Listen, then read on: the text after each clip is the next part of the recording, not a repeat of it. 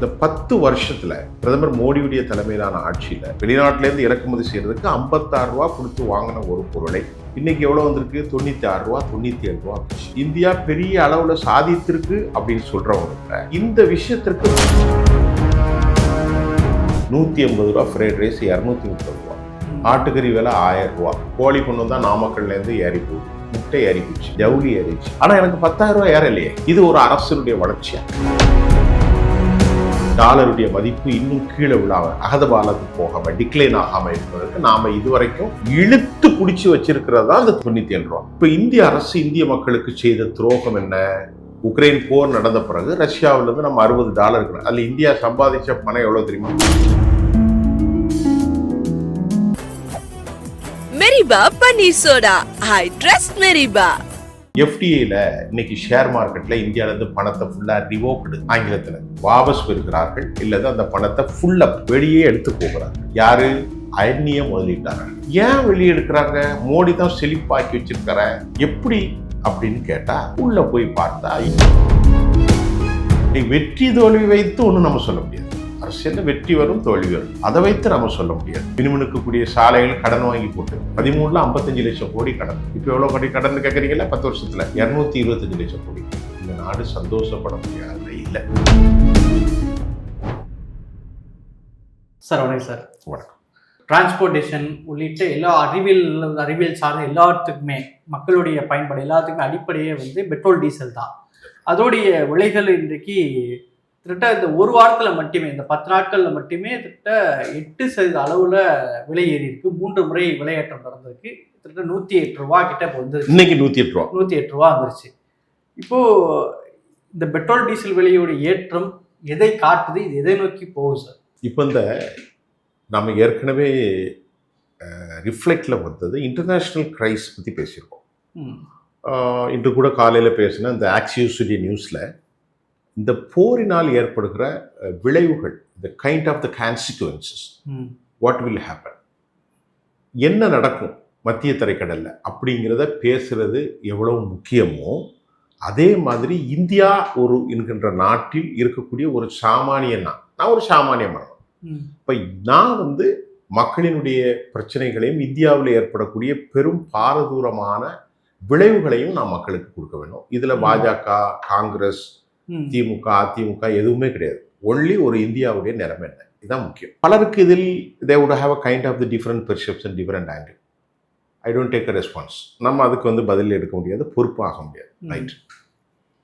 இந்தியாவில் பெரிய பிரச்சனை என்னன்னா, இந்த 10 வருஷத்துல பிரதமர் மோடியுடைய தலைமையிலான ஆட்சியில எவ்வளோ வளர்ச்சி வந்திருக்கு அப்படிங்கிறத நாம பேசுறது பலருக்கு சிக்கலா இருந்தாலும் கூட ஒரு செல்ஃப் ரிலையண்டா ஒரு 11-12 வருஷமா இந்தியாவை மேனுஃபேக்சரிங் ஹப்பா உருவாக்கல. ஆனா ஒண்ணு உருவாக்குனார், வார்த்தைகளால உருவாக்கப்பட்டது. சப்கோ சாத், சப்கோ விகாஸ், சப்கோ விஸ்வாஸ். இது முதலில் வார்த்தைகளாக. இந்த அடுத்து இன்க்ளூசிவ்னஸ் டெவலப்மெண்ட், அனைவரையும் உள்ளடக்கியது. இப்படி வார்த்தைகளால் உருவாக்கப்பட்ட இந்த தேசத்தில் வளர்ச்சியினுடைய இது எதுவுமே இல்லாததை நமக்கு ப்ரூஃபிக்கிறது தான். ஒன்றும் இல்லை, பெரிய பொருளாதாரம் தேவையில்லை. இந்தியாவுடைய பணம் செல்லா காசாக போய்கொண்டிருக்கு. இது பொருளாதாரம் படிக்கணும், எக்கனாமிக்ஸ் படிக்கணும், அதெல்லாம் தேவையில்லை. ஒரு நாட்டில் செல்வ செழிப்பும் உற்பத்தியும் இருந்திருந்தால் அந்த நாட்டுடைய பணம் மதிப்பிழக்கணும். சாதாரண விஷயம். நம்ம நாட்டில் கையில் செல்வம் அதிகமாக இருந்தால் நம் நாட்டுடைய பணத்தினுடைய மதிப்பு ஏன் குறைகிறது? பணம் குறையவே செய்யாது. ஒரு டாலருடைய விலை 95 ரூபா வந்துருச்சு. ஒரு டாலருடைய விலை 97, 96 இப்படி இருக்கு. ஆனா 100 ரூபா 2 மாசத்துல வந்துடும். நான் இங்க பேசியிருக்கேன்.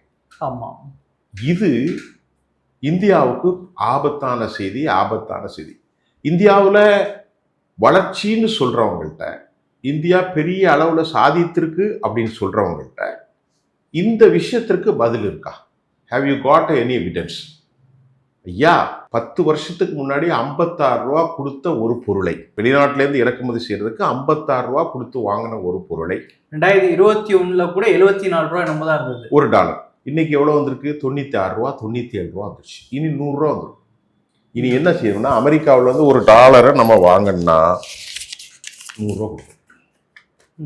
100 ரூபா கொடு, நான் காட்டுறேன். எண்ணெய் வாங்குறது எல்லாமே அந்த அந்த அமௌண்ட்ல டிரான்சாக்ஷன் பெருசா ஆகும். ஆமாம் சார். இப்போ பாருங்க, வேற ஒன்றும் இல்லை. நம்ம ரூபாயை வச்சு ஏன் காட்டணும்னா, இதுக்கு முன்னாடி அமெரிக்காவிலேருந்து ஒரு பொருளை இறக்குமதி செய்கிறோம், 50 ரூபா கொடுத்து வாங்கிட்டு. இப்போ எவ்வளோ? 56 ரூபா. 50 ரூபா, 6 ரூபான்னு காட்டலை. இனி எவ்வளோ கொடுக்கணும்னா இவ்வளோ கொடுக்கணும்.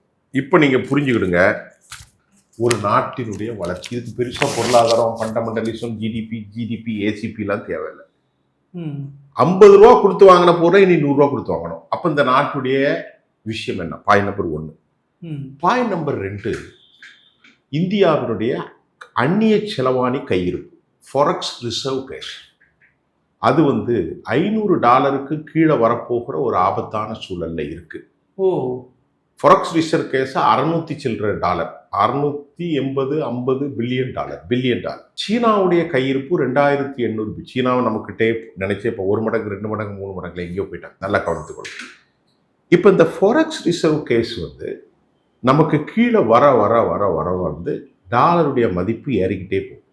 அப்போ நம்ம எப்படி இந்த டாலர் மதிப்பை 96, 97, 98 அப்படி ஏறாமல் தடுக்கிறோம்னா, நம்மள்கிட்ட ஆவணப்படுத்தப்பட்ட சர்வதேச முதலீடுகள் பாண்டு நம்ம கையில் இருக்கு, IMF நம்ம இருக்கிறது, ஷேர் மார்க்கெட் பல இருக்கு. அது வந்து எல்லாமே பணம் தான்.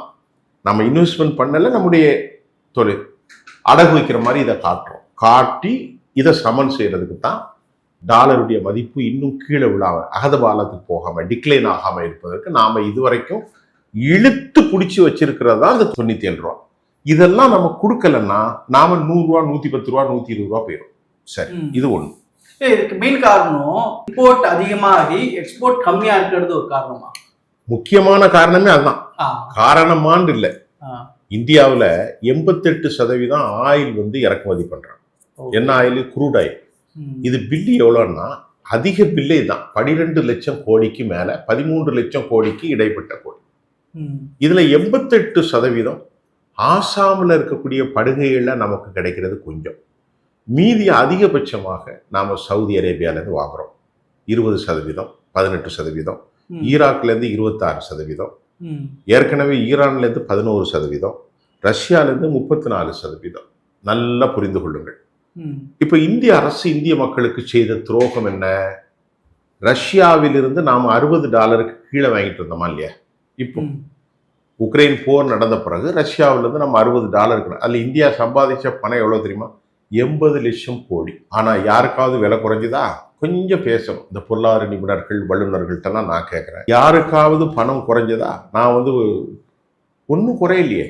நீங்க 102 ரூபாயில தானே இத்தனை வருஷமா ஓடிட்டு இருந்துச்சு. அப்போ அவங்க என்ன செஞ்சாங்க? மிகப்பெரிய ஜாம்பவான்களுக்கு, உங்களுக்கு தெரியும் யாருக்கு லாபம் கிடைக்குமோ அவங்களுக்கு ரிஃபைன் பண்ணி விற்றாங்க. எப்படி விற்றாங்க? ரஷ்யாவிலேருந்து கடனுக்கு வாங்கி இந்திய சல்லியை கொடுத்து பொருளை வாங்கி, இந்தியாவுடைய சல்லி அங்கே குவிஞ்சு போச்சு எங்க? ரஷ்ய வங்கிகளில். அதுக்கப்புறம் 34% மழை ஆகப்பட்ட வாங்கி அதை யார் ரிஃபைன் பண்ணியிருப்பா? அதான் அம்பானி ரிஃபைன் பண்ணி எங்கே விற்றாங்க? குட்டி பகை ஆடு உறவுன்னா நம்ம சொல்கிறோம், ஆடு உறவு குட்டி பகையா, அல்லது இப்படி மாற்றி கூட போடலாம். அதே மாதிரி ரஷ்யாவிலேருந்து நேரடியாக வாங்கக்கூடாது. யார்? யூரோப்பிய யூனியன். ஆனால் ரஷ்யாவில் உள்ள எண்ணெய் இந்தியாவுக்கு வந்து இந்தியாவில் அம்பானி குரூப்ஸ் எல்லாம் ரிஃபைன் பண்ணி அந்த எண்ணெய் எங்கே போய் விற்கிறாங்க? மறுபடியும் யூரோப்பிய யூனியனுக்கு போகுது. ஒன்று புரியுதா உங்களுக்கு? ரஷ்யாவிலேருந்து நேரடியாக வாங்கக்கூடாது. ரஷ்யா இந்தியா வாங்கி இந்தியாவிலேருந்து ரிஃபைன் பண்ணி குரூட் ஆயில் இல்லை, ரிஃபைன் ஆயில் போகுது. என்ன அதில் லாபம் எவ்வளோ சந்திச்சாங்க தெரியுமா? இந்திய அரசு, மத்திய அரசு 80 லட்சம் கோடி. 1 ட்ரில்லியனுக்கு கொஞ்சம் தான் குறவு. இதை வந்து இந்திய சாமானிய மக்களுக்கு யாருக்குமே பிரயோஜனம் கிடையாது. இதை யாரும் எந்த பெரிய பொருளாதார நிபுணரும் என்ன இந்த கமாண்ட்ல கூட போடலாம், அவனுக்கு பொருளாதாரம் தெரியல, அப்படி இல்லை, போடலை. அப்போ மக்களுக்கு ஒரு சலுகை வழக்குகளாக குஜராத்திகள் எப்போதுமே அவர்கள் வியாபாரத்தில் தான் சிந்திப்பார்கள். அதைத்தான் பிரதமர் அவர்கள் சிந்தித்திருக்கிறார். நம்முடைய பொருளாதார நிபுணர் மக்களுக்கு எதுவும் இல்லை. இன்னைக்கு ஹெர்மூஸ்ல இன்னைக்கு அமெரிக்கா நம்மளோட 13 மடங்கு ஸ்டாக் வச்சுருக்காங்க. 13 மடங்கு ஸ்டாக். இத்தனைக்கும் அமெரிக்காவில் சொந்த எண்ணெய் வயல்கள் ஏராளமாக இருக்கிறது. நம்மள்கிட்ட எதுவுமே இல்லை. நம்மள்கிட்ட ஸ்டாக் இல்லாமல் வெறும் 250 நாட்களுக்கு தான் ஸ்டாக் இருக்குது. ஆனால் நம்ம இப்போ 3 மாதம் 4 மாதம் கடந்தாச்சு போகிறேன். 100 நாள் ஆயிட்டு. இன்னும் 100 நாளுக்கு தான் சரக்கு இருக்குது. சிஎன்ஜி நமக்கு வராது, எல்பிஜி கிடையாது, பெட்ரோலும் கிடையாது. அரசாங்கத்திற்கு வந்து எந்த ஒரு கோலியேஷன், எந்த ஒரு கோஆபரேஷனான பார்ட்னர், ஒரு தெளிவான ஒரு அஜெண்டா இல்லை. ஒன்று முக்கியமான விஷயத்தை கேளுங்க. அப்போ அப்படி இருக்கும்போது இந்தியா வந்து தடுமாறுகிறது. இப்பொழுது மணமலன்னு மக்கள் தலையில கை வச்சிட்டீங்க. இன்னைக்கு எவ்வளவு? 108 ரூபா சார். 1 லிட்டருக்கு 6 ரூபா ஏறி இருக்கு சார். சென்னையை மட்டும் பேசும். 1 லிட்டருக்கு 6 ரூபா. அப்போ ஒரு நாளைக்கு 100 லிட்டர் போட்டா எவ்வளவு ஆச்சு? 600 ரூபா ஆச்சு. இந்த 600 ரூபாய் யாரும் தலையில கொண்டு வைப்பான்? இங்க இருந்து 1200 ரூபா ஆயிரும். ஒரு இடத்துக்கு 100 லிட்டர், போறதுக்கு 100 லிட்டர், வர்றதுக்கு 100 லிட்டர். அப்ப இங்கேருந்து போறக்கூடிய சரக்குக்கு அவன் அதிகரிப்பான், அங்கேருந்து வர்ற சரக்குக்கு அதிகரிப்பான்.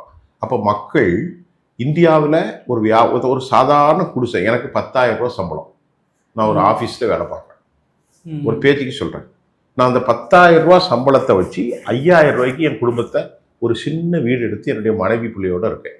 இந்த 5 ரூபாயில தான் நான் வந்து நோய் நோக்காடு பார்க்கணும், என் வீட்டில் லாப நஷ்டம் பார்க்கணும், உணவும் திங்கணும். 5 ரூபா வாடகைக்கு போயிடுது. நீங்கள் மெட்ராஸில் 5 ரூபாய்க்கு குறைஞ்சி வாடகைக்கு வீடு கிடையாது. ஒரு பேச்சுக்கு சொல்ல வர 5,000 ரூபாய்க்கு யாருமே இல்லை. ஒரு ஹால் மட்டும், இந்த ரூம் மட்டும் தான் தருவாங்க. அதுலேயே ஒரு பாத்ரூம் இருக்கும், அதுலேயே ஒரு பப்ளிக் பாத் இருக்கும். இப்போ இந்த 5,000 ரூபாயில நான் வந்து வெண்டைக்காய் நேற்று வரைக்கும் 25 ரூபாய்க்கு வாங்கிட்டு இருந்தேன். இன்னைக்கு 40 ரூபாய்க்கு வாங்குறேன். நேற்று 1 லிட்டரு 102 ரூபாய்க்கு போட்டிருந்தேன். ஒரு நாளைக்கு நான் ஒரு மாசத்துக்கு ஒரு 10 லிட்டர் பெட்ரோல் எனக்கு ஆகுது. ஒரு மாசத்துக்கு ஒரு நாளைக்கு 1/2 லிட்டர் ஆகுதுன்னு வைங்களேன். 1/2 லிட்டர் பெட்ரோல் ஆகுதுன்னா மாசம் 10 லிட்டர்னாலும் 100 ரூபா போயிட்டு. 1 லிட்டருக்கு 8 ரூபா, 100 ரூபா, 6 ரூபானாலும் 100 ரூபா போயிருதுல்ல. அப்போ எனக்கு 10,000 ரூபா வாங்குறவனுக்கு 100 ரூபா பெட்ரோலுக்கு மட்டும் போகுது, 100 ரூபா மற்ற சாமான்களுக்கு போகுது. டிரான்ஸ்போர்ட்டேஷன்ங்கிறது சும்மா இல்லை. மருந்து பொருட்கள், தளவாட சாமான்கள், காய்கறிகள், மளிகை பொருட்கள், பருப்பு, அரிசி எல்லாமே ஏறுது. இன்னைக்கு வடை 10 ரூபா, வடை 15 ரூபாய்க்கு. ஒரு டீ இன்னைக்கு 15 குறைஞ்சி கிடையாது.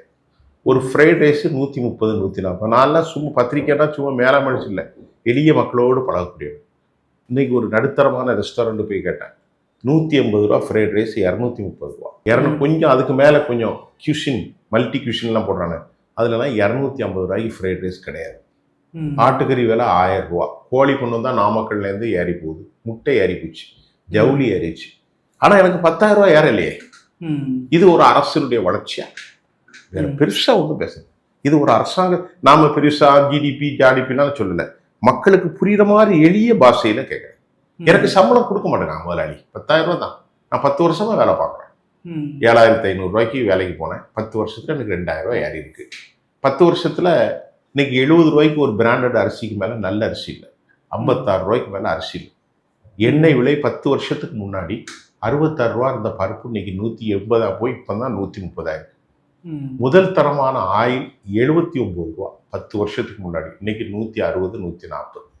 பயிர், சிறுபயிர்கள், சிறுதானியங்கள், நவதானியங்கள், ப்ரெஷர் மாத்திரை ஒரு ஸ்டிப்பு 40 ரூபாய்க்கு வாங்கணும் 10 வருஷத்துக்கு முன்னாடி. இன்னைக்கு அது 86 ரூபா, 90 ரூபாய்ட்டு. ஆனா நான் ப்ரெஷருக்கு மாத்திரை போடணுமா இல்லையோ, என் வீட்டுல சுகர் இருக்கு மாத்திரை போடணுமா இல்லையோ. நல்ல காரியங்களுக்கு 400 ரூபா, 500 ரூபாய்க்கு திருச்செந்தூருக்கு போனேன், இன்னைக்கு 1,200 ரூபா. பொங்கலுக்கு 5,000 ரூபா. இப்ப இந்த நாட்டுல வளர்ச்சி இருக்கா இல்லையா? வேற நான் எதுவுமே கேட்கல. நீ வந்தே பாரத் ஒரு இலங்கையில நடந்தது போல, பங்களாதேஷ்ல நடந்தது போல ஒரு கிளாஷ், ஒரு எக்கனாமிக் கிரைசிஸ் நோக்கி போகுதா சார்? இதுக்கு மேல என்ன போகணும்? அடுத்து ஒரு காத்து வச்சிருக்கணும். இந்த நாட்டுல அதிகமா பேசப்பட்ட விஷயம்னா எஃப்டிஏ, எஃப்டிஏ, எஃப்டிஏ, எஃப்டிஏ அப்படின்னா என்ன தெரியாது மற்றவங்களுக்கு. மோடி வந்து அப்படி பண்ணிட்டு, ஃபாரின் டைரக்ட் இன்வெஸ்ட்மெண்ட், வெளிநாட்டுடைய முதலீடு தான். வெளிநாட்டு முதலீடு வரும்போது நம்மள்கிட்ட காசு இல்லை. மோடி அரசாங்கம் வந்தபோது டீசென்ட்ரலைசேஷன் ஒரு பாலிசி கொண்டு வந்தாங்க. அது உங்களுக்கு தெரியும். அரசாங்கம் நிறுவனங்களை நடத்துவதில்லை, அனைத்தும் கார்ப்பரேட்டுகள் கையில். அந்த கார்ப்பரேட்டுகளுக்கு மோடி அரசு கிட்டத்தட்ட 25 லட்சம் கோடி ரூபாய் வேவரிங்னு ஒரு ஆங்கிலத்தில் ஒரு பதமொழி சொல்றாங்க, தள்ளுபடி தான் அது. ஆனா அவங்க ஆங்கிலத்துல கொஞ்சம் கண்ணியமான வார்த்தை. வேவரிங்னா தள்ளுபடி இல்லை, வரும் வரும் ஆனா வராது. என்ன கணக்கையா? சாதாரண பெட்டி கடை வச்சிருக்கிறவனுக்கு என்ன கணக்கு? இன்னைக்கு ஒரு இன்னைக்கு சொன்னார், எங்க அப்பா 5,000 ரூபா மாசம் கட்டுறதுக்கு இப்போ முடியல, தள்ளுபடி இல்லை. சரி, இப்போ நான் என்ன கேட்குறேன், இந்த 25 லட்சம் கோடி இந்த பெரும் பணக்காரர்களுக்கு நீங்க எந்த இடத்துல கொடுத்தீங்க? இந்த தாடி வச்சிட்டு இருக்கார பாபா ராமதேவுக்கு, அவருக்கு 2,500 ஏக்கரை மார்க்கெட்டு விலை 1000 ரூபாய், ஒரு ஒரு ஒரு ஒரு ஒரு ஏக்கர் 1 கோடி போறத 10 லட்சம் ரூபாய் கொடுத்தீங்க. கேட்டா பாரம்பரியமிக்க தொழில் குணம். இது இந்த அரசாங்கத்தின் போக்கா? இப்படி முழுக்க முழுக்க முழுக்க முழுக்க நீங்க நல்லா பாருங்க, இந்த அரசாங்கத்துல விலைவாசி குறையணும். முதல்ல அடிப்படையிலேருந்து வரணும் சார். ம். இவங்க எல்லாரும் என்ன சொல்லுவாங்க தெரியுமா சார்? நான் உங்க மூலம் சொல்றேன், அந்த நிகழ்ச்சியின் மூலம் தயவு செய்து புரிந்து கொள்ளுங்கள். ம். நிறைய பேசல. பளபளக்கும் தார் சாலைகள், மெட்ரோ ரயில்கள், வந்தே மாதரம் ட்ரெயின்கள், வந்தே பாரத். வந்தே மாதரம் இல்லை, வந்தே பாரத் ட்ரெயின்கள், வந்தே மாதரமும் பிரச்சனையில தான் போயிட்டு இருக்கு. ம். இதெல்லாம் வளர்ச்சி இல்லை. வளர்ச்சி எங்கேருந்து வரும் தெரியுமா? எளிய மக்கள், அதுதான் உலகத்துல பார்க்கணும். தனிநபர் வருமானம். அவனுடைய வருமானம் ஏறுகிறதா, அவன் வாழ்க்கையில் செழிப்பா இருக்கானா அப்படின்னு பார்த்தா, நீங்க சொல்லுங்க மனசாட்சியை தொட்டு. ம். சம்பளம் ஏறி இருக்கா? ஏறாது. சம்பளம் கொடுக்க முடியாது. நம்ம முதலாளிமார்களும் கோடிக்கணக்கில் வைக்கல. அவர்களும் டக்கு டக்குன்னு ஏற்றினா அவர்களுக்கும் வருமானம் வரணும் இல்லை. ம். ஆனால் அவர்களுடைய குடும்ப செலவு எவ்வளோ ஏறி இருக்கு. இதை மட்டும் நீங்கள் பேசுங்க சார். 2013 மோடி அரசு வருவதற்கு முன்பு நான் சொல்லக்கூடிய நவதானியங்கள், பருப்பு, புளி, உப்பு, எண்ணெயின் ரேட்டு என்ன? நீங்கள் 2014 பார்லிமெண்ட்டை கையெடுத்து கும்பிட்டு சப்கா சாத், சப்கா விகாஸ், சப்கா விஸ்வாஸ் அப்படின்னு பேசுனீங்கல்ல, அது அந்த 11 வருஷத்துல ப்ளஸ் 12 வருஷத்துல நிறைவேற்றிட்டீர்களா? கேட்கறதுக்கு பதில். இதெல்லாம் இது வந்து புரியட்டு. அப்ப எளிய மக்கள் 500 ரூபாய்க்கு வாங்கின ஆட்டு இறைச்சி இன்னைக்கு 1000 ரூபாய், 165 ரூபாய்க்கு வாங்கின பருப்பு இன்னைக்கு 130, 46 ரூபாய்க்கு வாங்கின அரிசி இன்னைக்கு 76 ரூபாய், ஒரு கீரை கட்டு 15 இன்னைக்கு 30. என்ன செய்வாங்க? பால் விலை ஏறிவிட்டது. இந்த வளர்ச்சியை மட்டும் நீங்க பார்க்கல. ஆனா கோவையிலிருந்து புல்லட் ட்ரெயின், நாம கஞ்சில கிடைக்கக்கூடிய எடுத்து போட்டு சாப்பிட வழி இல்லாத ஏழை சமூகம் புல்லட் ட்ரெயின் ஆவதாபாத் டு மும்பை கொடுத்தால் எளிய மக்களின் வயிறு இருக்குமா? பட்டினியில் கிடக்கிறவனுக்கு பட்டாடை போடுறது போல. அப்ப இந்த நாடு வளர்ச்சி அடைந்திருக்கிறதா? கேட்கறதுக்கு பதில். நம்ம எக்ஸ்ட்ராவெல்லாம் திருப்பி பேசல. சரி, அடுத்து முக்கியமான விஷயத்து கொஞ்சம் அறிவாளித்தனமா பேசுவோம். எஃப்டிஐல இன்னைக்கு ஷேர் மார்க்கெட்ல இந்தியாவிலேருந்து பணத்தை ஃபுல்லா ரிவோக்டு, ஆங்கிலத்தில் வாபஸ் பெறுகிறார்கள், இல்லது அந்த பணத்தை ஃபுல்லப் வெளியே எடுத்து போகிறார்கள். யாரு? அந்நிய முதலீட்டாளர்கள். ஏன் வெளியே எடுக்கிறாங்க? மோடி தான் செழிப்பாக்கி வச்சிருக்கிற. எப்படி அப்படின்னு கேட்டா, உள்ள போய் பார்த்தா இந்தியாவில் இன்வெஸ்ட்மெண்ட் பண்றதுக்கு எங்களுக்கு வேற ஃபீல்டே இல்லை. யார் சொல்றா? அயல் நாட்டில் உள்ள கட்டை எடுக்குது. இந்தியாவில் இன்வெஸ்ட்மெண்ட்டுக்கு பெரிய வாய்ப்பு இல்லை. நாங்க இப்போ வாய்ப்பு இருக்கிற ஒரே ஃபீல்டு என்னன்னா ஏஐ, ஆர்டிபிஷியல் இன்டெலிஜென்ஸ். உலகம் ஃபுல்லா அதில் தான் மாறி இருக்கு. சரி, சீனா வந்து மிகப்பெரிய அளவில் ஏஐ தொழில்நுட்பத்தில் வந்திருக்கு. அமெரிக்காவே திளைத்து போகிற அளவு இருக்கு. அமெரிக்கா 50 லட்சம் கோடி ரூபாய்களை ஏஐ தொழில்நுட்பத்தில் இன்வெஸ்ட் பண்றாங்க. அதுல ஏராளமான குவைத், கத்தர், சவுதி போன்ற நாடுகள் அமெரிக்காவில் இன்வெஸ்ட் பண்ணியிருக்காங்க. ஆனால் சீனா உங்களுக்கு கேட்க வேண்டிய ரோடர் சில்க் இனிஷியேட்டிவ் பிளான்லேயே பல லட்சம் கோடி. அவங்க எவ்வளவு பெரிய செழிப்பா இருப்பாங்க. இந்தியாவுக்கு வர வேண்டும் என்றால் இந்தியாவில் எதில் நாங்கள் இன்வெஸ்ட்மெண்ட் பண்றது? பெரிய பொருளாதாரம் எங்களுக்கு கிடையாது. நீங்க தார் ரோடு போடுறதுல நாங்கள் இன்வெஸ்ட் பண்ணி எங்களுக்கு இல்லை. உலக அளவுல பார்க்கணும். ஒரு ஆப் வந்து கண்டுபிடிச்சா பல லட்சம் கோடிக்கு விற்கலாம்.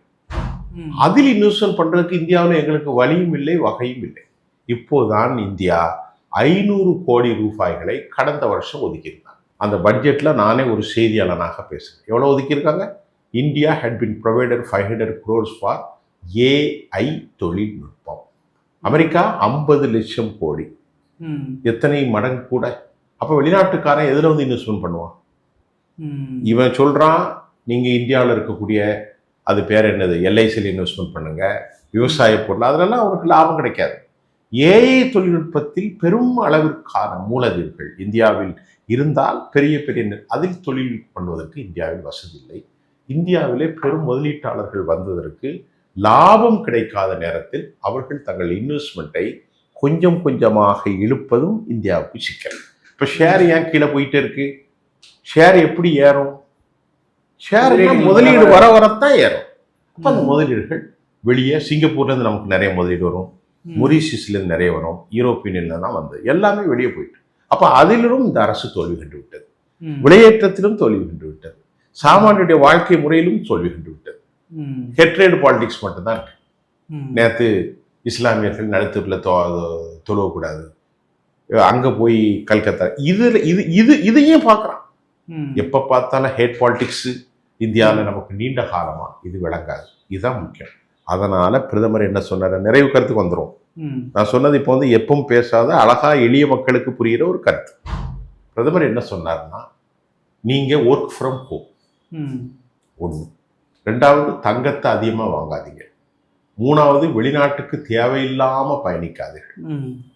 சுற்றுலா போகாதீர்கள், ம். நாலாவது இறக்குமதி செய்யப்பட்ட பொருளை நீங்கள் வாங்காதீங்க, இந்தியாவில் இருக்கக்கூடிய பொருளை வாங்க, சாம்சங்கு ஜிஎம்சிங்கெல்லாம் வாங்காதீங்க. ஐந்தாவது பிரதமர் அவர்கள் சொன்னார்கள், நீங்கள் என்ன செய்யுங்க, வடை பஜ்ஜி போண்டா பொரிக்காதீர்கள், எடிபிள் ஆயில் பயன்படுத்தாதீர்கள், ஆறாவது உரத்தை அதிகம் பயன்படுத்த வேண்டாம், இந்தியாவில் உள்ள தலை வேப்பம் புண்ணாக்க பயன்படுத்துங்கோ. இப்போ நான் கேட்குறேன், நீ தான் பெரிய அளப்பா, பெரிய 10 வருஷம் சாய்ச்சிருக்கி, இதெல்லாம் ஏன்பா நான் வாங்கக்கூடாதுன்னு நான் கேட்குறேன். ஒரு சாதாரணமானவன் நம்முடைய கண்ணியத்துக்குரிய பிரதமர் ஐயாட்ட கேட்க, நான் ஏன் ஐயா என் பிள்ளைக்கு ஒரு பவுன் வாங்கக்கூடாது, நான் ஏன் உரம் வாங்கக்கூடாது, நான் ஏன் வெளிநாட்டுக்கு சுற்றுப்பயணம் போகக்கூடாது, நான் ஏன் எண்ணெய் வாங்கி பொரிக்கக்கூடாது, நான் ஏன் இம்போர்ட் வாங்கக்கூடாதுன்னா, அதெல்லாம் வாங்காதீங்க, நம்ம நாட்டில் ஒன்றும் சரக்கு இல்லை, இவ்வளவு வெளிநாட்டிலேருந்து வருது. உங்களுக்கு புரியுதா? நான் போய் சொல்லலை சார், இதெல்லாம் அவர் தானே சொன்னார். ஆமாம் ஐயா, எல்லாமே வெளிநாட்டிலேருந்து, உரம் வெளிநாட்டிலேருந்து வருது, பருப்பு வெளிநாட்டிலேருந்து வருது, தங்கம் வெளிநாட்டிலேருந்து வருது. நீங்கள் வேலை செஞ்சாச்சுன்னா இங்கேருந்து கரண்ட் கிடையாது, ஒன்றும் கிடையாது, ஒர்க் ஃப்ரம் ஹோமில் பண்ணுங்க, டீசல் வெளிநாட்டிலேருந்து வருது, பெட்ரோல் வெளிநாட்டிலேருந்து வருது, குண்டூசி வெளிநாட்டில் வருது, வந்தே பாரத் இதுக்கு இதில் குத்துறது எல்லாம் வெளிநாட்டு, பல்லு குத்துற குச்சி வெளிநாட்டிலேருந்து வருது. சப்கோ சாத், சப்கோ விகாஸ், சப்கோ விஸ்வாஸ். இதுதான் மக்களுக்கு செய்தி சார். நான் ஒரு நடுத்தர செய்தியாளர், நான் யாருக்கு எதிரானவனும் இல்லை, யாரும் செய்தியும் இல்லை. இதுதான் உண்மையான செய்தி. ஒரே ஒரு செய்தி, இப்போ அமெரிக்கா ஆக்சியோஸில் இன்னைக்கு வந்தது ஒரு பாசிட்டிவான கருத்து. நல்ல காலம், என் நாட்டில் ரொம்ப தேசபக்தனா, என்னை விட தேசபக்தன் யாரும் கிடையாது. ஒரு உதாரணத்துக்கு நான் சொல்லிடுறேன். ஒரு தடவை நான் சென்ட்ரல் ஸ்டேஷன் வழியாக போயிட்டுருக்கேன் 15 வருஷத்துக்கு முன்னாடி. அப்போது அந்த இடத்துல போனால் மூக்கை பிடிக்கிற மாதிரி 20 வருஷம் இருக்கும், மூத்திரம் அப்படியே போகுது. மக்கள்லாம் ரோட்டில் நின்று சாலையில், சென்ட்ரல் ஸ்டேஷனில் வெளியே அந்த ஏத்தாப்பில் வெளிநாட்டுக்காரங்க 17 பேர் வந்தாங்க. எண்ணி பார்த்தேன். பார்த்துட்டு ஒரு தாய் பெற்றுள்ள தேசபக்தனாக நான் நினச்சேன், ஐயோ என் நாட்டுக்கு இவ்வளோ பேர் வர்றாங்க, இந்த பக்கத்தில் வெளியே எல்லாரும் ரோட்டில் நின்று ஒன்றுக்கு இருந்தாங்க. 20 வருஷத்துக்கு மேலே இருக்கும். அப்போ நினைக்க, அவன் நம்ம நாட்டை பற்றி என்ன நினைப்பான், ஐயோ நான் நினச்சி பார்க்குறேன், நம்ம நாட்டை பற்றி என்ன நினைப்பான். என் வீட்டை மாதிரியும் நினைக்கிறேன். என் வீட்டில் ஒரு கோலை தண்ணீர் உங்களுக்கு தரேன், அது ஒரு மாதிரி மொச்சை வாடை அடிக்கி, மீன் வாடை அடிக்கி, கறி வாடை அடிச்சு அவங்க மூஞ்சி எவ்வளோ இருக்கும். பாத்ரூம் போகிறோம் உள்ள நல்லா இல்லைன்னா உங்களுக்கு எவ்வளோ கஷ்டம் இருக்கும். அதே மாதிரி என் நாடு நல்லா இருக்குன்னு விரும்பக்கூடியவன் நான். சத்தியமாக அந்த நாட்டில் தான் பிறந்தேன், இங்கே தான் நான் என்னுடைய உடல் புதைக்கப்படன்னு விரும்புகிறேன். அப்போ நான் விரும்புகிறேன், என்னுடைய நாடு எல்லாத்தோட உயரமாக இருக்கணும், என் நாட்டில் வெறுப்பு இருக்கக்கூடாது, செழிப்பு இருக்கணும்னு நான் விரும்புகிறேன். அப்படி பார்க்கும்போது இவ்வளோ சுத்தமில்லாமல் இந்த நாடு இருக்குதே ரோட்டில் பார்த்துட்டு வெளிநாட்டுக்காரன் என்ன நினைப்போன்னு நினச்சேன். அந்த அம்மா அவங்க எல்லோரும் போயிட்டாங்க, பெண்கள் தான் அதிகமாக. அப்படிப்பட்ட ஒரு தேசபக்தன் சொல்கிறேன், இந்த நாடு சந்தோஷப்படக்கூடிய அளவில் இல்லை. வெற்றி தோல்வி வைத்து ஒன்றும் நம்ம சொல்ல முடியாது. அரசியலில் வெற்றி வரும் தோல்வி வரும், அதை வைத்து நம்ம சொல்ல முடியாது. மினுமினுக்கக்கூடிய சாலைகள் கடன் வாங்கி போட்டது 13ல் 55 லட்சம் கோடி கடன். இப்போ எவ்வளோ கோடி கடன் கேட்குறீங்களா? 10 வருஷத்தில் 225 லட்சம் கோடி கடன். 2014 எத்தனை வருஷம் கோடி கடன்? 13 லட்சம் 55 லட்சம் கோடி கடன் இந்தியாவுக்கு. 2026ல் 225 லட்சம் கோடி. அப்போ கேட்டால் சொல்லுவாங்க, என்ன கடன் வாங்கி என்ன செஞ்சீங்க? திமுக காரன் கடன் வாங்கினா பெருசாக பேசத்தான் செய்கிறோம். 10 லட்சம் கோடி கடன். நீனும் கடன் வாங்கியிருக்கான், அவனும் கடன் வாங்கியிருக்கான். கடனை வாங்கி சாலைகளை போட்டிருக்கான்.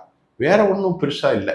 சாமானியர்களின் வாழ்க்கை நீங்கள் மனசாட்சி வச்சு சொல்லுங்க, இன்னும் மோசமாக போகிறது, இன்னும் மோசமாக போகிறது. இதை போல் இன்னும் 6 மாதம் நீடித்து விட்டால் 125க்கு 125 ரூபா 1 லிட்டர் பெட்ரோல் இன்னெவிட்டபிள், தவிர்க்க முடியாத நிலைக்கு வந்துடும். இதுதான் நம்ம யோசிக்க ரொம்ப கவலைக்குரிய விஷயம். சார், இந்தியாவுக்கு இன்னைக்கு இருக்கக்கூடிய பொருளாதார சிக்கல், பணவீக்கம், டாலரோட இந்தியாவுடைய மதிப்பு எந்த அளவுக்கு கீழே நோக்கி போயிட்டு இருக்குது. இந்த நிலை நீடிச்சா இந்த போருடைய கட்டத்தில் இன்னும் மோசமான விளைவுகளை ஏற்படுத்தும் அப்படிங்கிற ஒரு பார்வைகளை முன் வச்சிருக்கீங்க. இப்போ நான் வச்சது பெருசா புரியாது இல்லை, சாதாரண குப்பனுக்கும் சுப்பனுக்கும் புரியுற மாதிரி எளிய முறையில் ஜிடிபி அது இதுன்னெலாம் பேசினா குழம்பிடுவாங்க. அதெல்லாம் பேச வரல. இன்ஃப்ளேஷன், ஃப்ளக்சுவேஷன், சக்சுவேஷன்லாம் தேவை, சாதாரண கேள்வி. தேங்க்ஸ் சார், கருத்துக்கு நன்றி. நன்றி சார். மெரிபா பன்னீர் சோடா, ஐ ட்ரஸ்ட் மெரிபா.